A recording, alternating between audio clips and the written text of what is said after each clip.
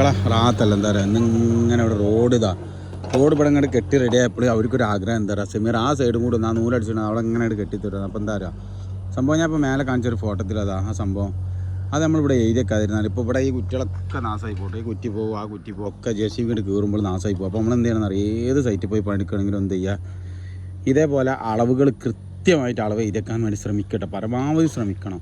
കാരണം എന്താ പറയുക പിന്നീട് ഇപ്പോൾ ഞങ്ങളുടെ നാട്ടിൽ ജലീലാക്കാരൻ ഒരാളെ സൈറ്റിൽ പണിച്ചിരുന്നു, അവിടെ ഒരു വിഷയം ഉണ്ടായി.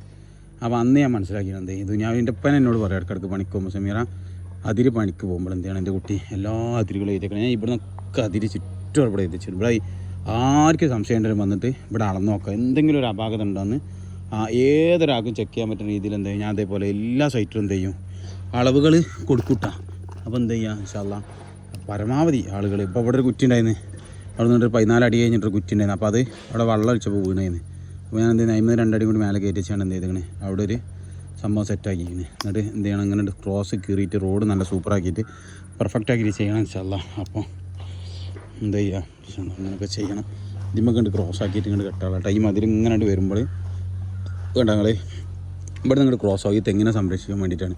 അവിടെ നിന്ന് കെട്ടായി വരുമ്പോൾ ഇവിടെ നിന്ന് ക്രോസ് ആയിട്ട് ഒരാൾ പോകും.